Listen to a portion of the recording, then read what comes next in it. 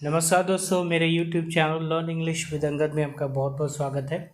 तो अभी इसके पहले की जो पार्ट मैंने किया था, आपको बताया था, वो था हमारा प्रेजेंट डिज़ायर, और आज जो हम करने वाले हैं वो है पास्ट डिज़ायर। ठीक है, सो अभी हम पास्ट डिज़ायर शुरू कर रहे हैं। उससे पहले अगर अभी तक आपने मेरे चैनल को सब्सक्राइब नहीं किया है सो प्लीज़ सब्सक्राइब कर लीजिए, वीडियोज़ को शेयर करिए, लाइक करिए।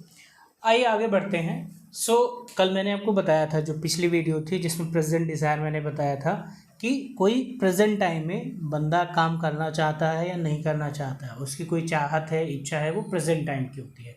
लेकिन आज जो हम कर रहे हैं पास्ट के लिए है, और इसमें देखिए लिखा हुआ है पास्ट डिज़ायर, बीते हुए समय में कोई काम करने या ना करने की इच्छा।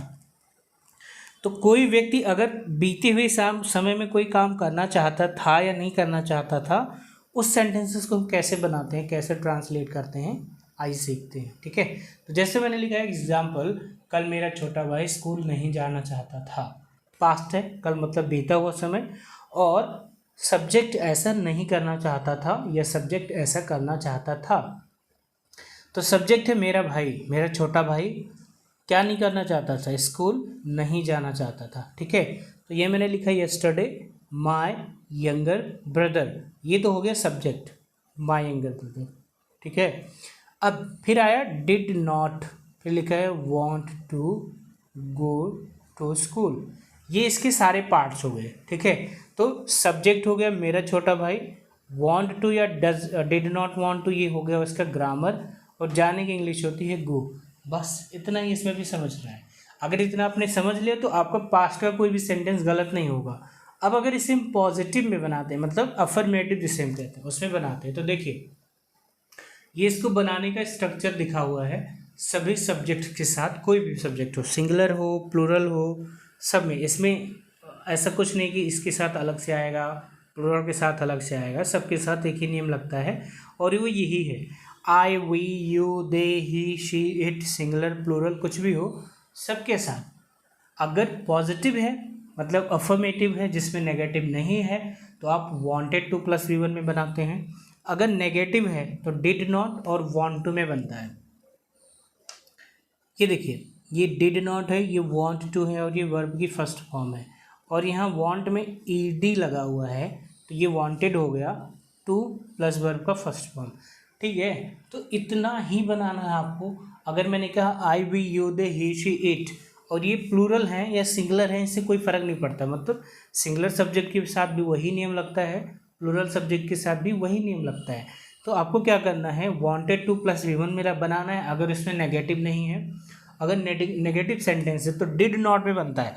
अब देखिए, जब हमने पास्ट इंडेफिनिट किया था, मतलब बॉक्स नंबर 2 किया था, जब मैंने बोला कि वह बाजार गया था, तो उसमें हमने क्या लिखा, he went to market, he went to the market, तो वो वहाँ पर V2 डायरेक्ट आया था। अब अगर हम इसकी बात करते हैं, ये वांट में है जो ed लिखा है, तो इसका भी एक फॉर्म होता है, वांट, वांटेड, ये V2 भी है और V3 भी। तो अगर ग्रामेटिकली देखा जाए तो ये जो वांटेड है, ये यहाँ पर जो लिखा हुआ है, ये V2 ही है ना।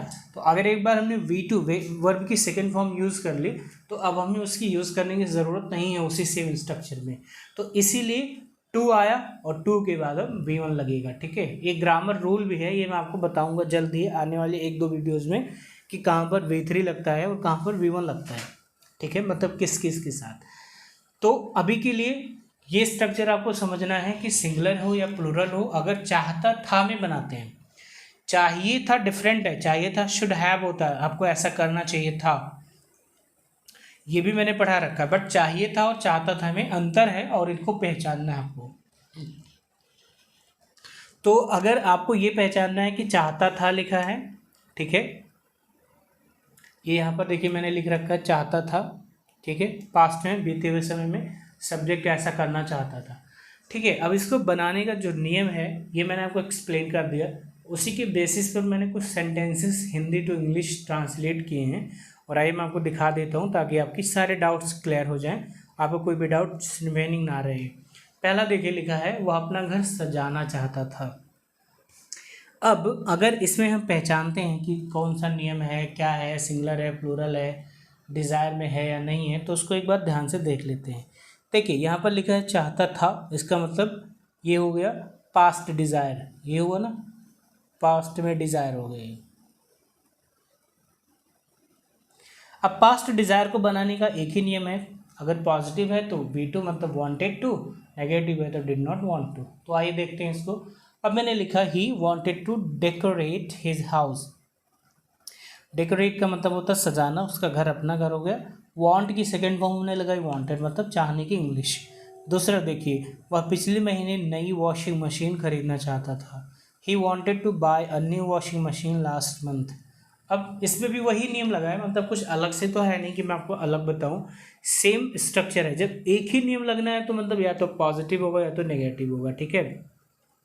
तो मैंने लिखा he wanted to buy a new washing machine last month, बस सिंपल से बन गया।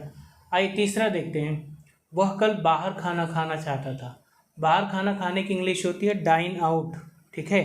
तो he wanted to dine out yesterday, ये इसका पूरा मतलब होता है बाहर खाना खाना, डाइन आउट, ठीक है। आउटसाइड फिर नहीं बोलेंगे, डाइन आउट ही मतलब हो गया बाहर खाना खाना। और ये भी पॉजिटिव था, मतलब अफर्मेटिव सेंटेंस था, तो हमने वांटेड में बना लिया। फोर्थ देखते हैं, वह कुछ ट्रेन की टिकट्स बुक करना चाहता था। तो हमने बोला he wanted to book some train tickets, simple. Last month वह आगरा घूमना चाहता था। Last month he wanted to visit to Agra, बस मतलब ये लास्ट है, ये 5th नंबर है, ये देख लीजिए। Last month he wanted to visit to Agra. तो ये सारे मैंने पॉजिटिव में ही बनाए हैं। अगर आप कोई नेगेटिव का सेंटेंस बनाते हैं तो आपको केवल ध्यान रखना है डिड नॉट लिखिएगा, वांट टू लिख दीजिएगा, प्लस वर्ब की फर्स्ट फॉर्म। ये देखिए स्ट्रक्चर में यहाँ पर लिखा हुआ है। इसके अलावा इसमें कुछ भी नहीं है, बहुत सिंपल है, ये बहुत सिंपल है। मतलब जैसे हमने V2 में किया था, he went to market, he ate his food, he completed his work. मतलब नेगेटिव में V1 प्लस और पॉजिटिव में V2, मतलब यही दो चीज़ें इसमें समझनी होती हैं। तो अगर आप पॉजिटिव सेंटेंस बना रहे हैं तो वांटेड टू प्लस V1 में, did not want to V1 तब आएगा जब आप नेगेटिव बना रहे हो। तो अगर मैं बार बार एक ही चीज़ रिपीट करूँगा तो आपको अच्छा नहीं लगेगा, तो आप खुद 1 मिनट इसको दीजिए, पढ़िए, जहाँ नहीं समझ में आता है कमेंट्स में बताइए, मैं आपको दोबारा दूसरी तरह से एक्सप्लेन करने की कोशिश करूँगा। तो ये स्ट्रक्चर रहा। ऊपर मैंने आपको बताया कि बीते हुए समय में काम करने या न करने की इच्छा, मतलब जो समय बीत गया उस समय अगर सब्जेक्ट कुछ करना चाहता था या नहीं करना चाहता था, उस सेंटेंस को हम इस तरह से बनाते हैं, ठीक है। तो आज के लिए फ़िलहाल इतना ही इस वीडियो में। मिलते हैं अगली वीडियो में अगले टॉपिक के साथ, उसमें मैं कुछ और एक्सप्लेन करने की कोशिश करूँगा, शायद फ्यूचर डिज़ायर कैसे बनाते हैं, ठीक है। तब तक के लिए दोस्तों, have a great time, bye. अगर अभी तक आपने मेरे चैनल को सब्सक्राइब नहीं किया है तो प्लीज़ कर लीजिए। वीडियोस को लाइक करिए, शेयर करिए, ताकि आप दूसरों को भी इसके बारे में बता सकें। तो मिलते हैं अगली वीडियो में, तब तक के लिए have a great time, bye bye, take care.